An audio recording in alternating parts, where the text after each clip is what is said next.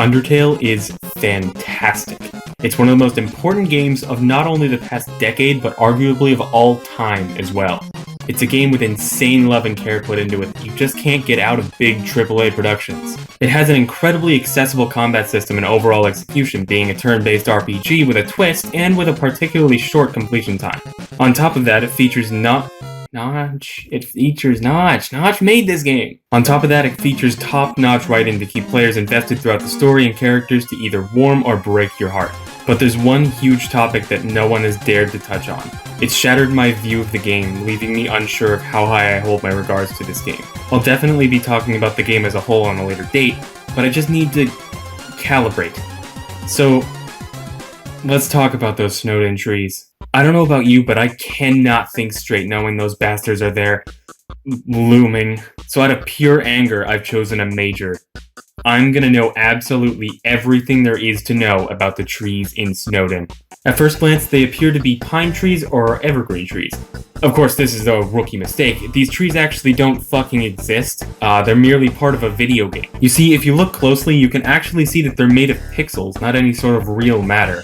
Obviously, I was taken aback by this surprise development. You can still hear it in my voice. I took it upon myself to name this new type of tree, and I settled for Reality, an obvious portmanteau. But I wanted to know more. There has to be more. This can't be it. So I figured who better to ask than Super Mario himself.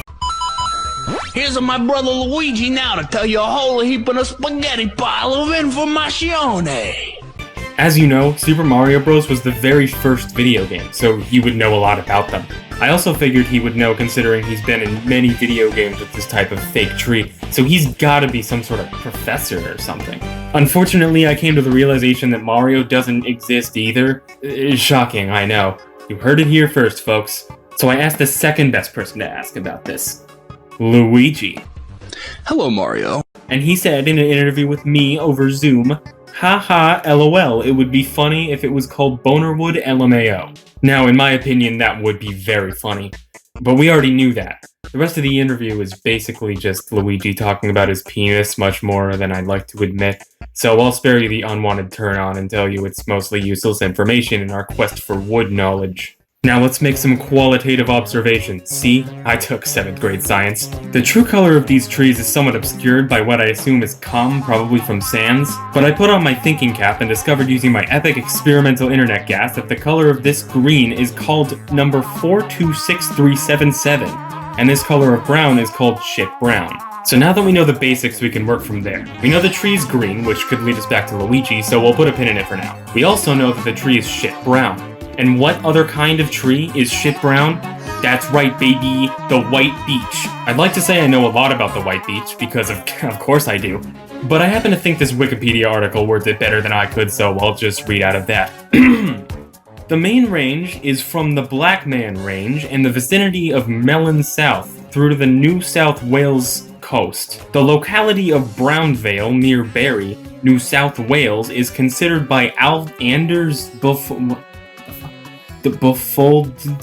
as the southern limit of natural distribution. However, DJ Boland considers the far more southerly Clyne River, New South Wales near Batman's Bay, to be the southern limit of distribution. There are isolated occurrences in central northern Queensland and Eugene Range, and on Mount Elliot near Townsville. You guys know what that means?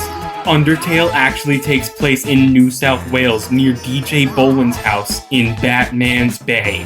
Undeniable information here, folks. We are creating history.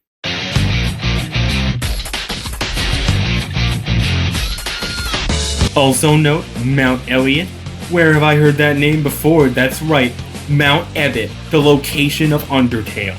Case closed. So now that we know Undertale takes place in Gotham City, we can now make educated hypotheses on connections to these characters. Obviously, Sans has to know Batman, but who's Batman's rival? That's right, Joker from Persona 5. We know this to be true because Joker and Sans actually met in the Persona spin-off Super Smash Bros. Ultimate on the Nintendo Game Square. And you know who Joker takes orders from? That's right, Gru from Despicable Me. And in some intensive research, I found that Gru actually went to Anime Land. And who is the main protagonist of anime? That's right, it's Luigi from Death Note. We've come full circle, folks. We always believed that Sans is actually Ness from Super Smash Bros. On the Nintendo Entertainment System, but did we ever find out who Papyrus was? That's right, he's Luigi! Gonna have to pin that one down at 105% confirmed as real Mario lore. Luigi actually died after the events of Mario Party 8 and actually became Papyrus. I rest my case, folks.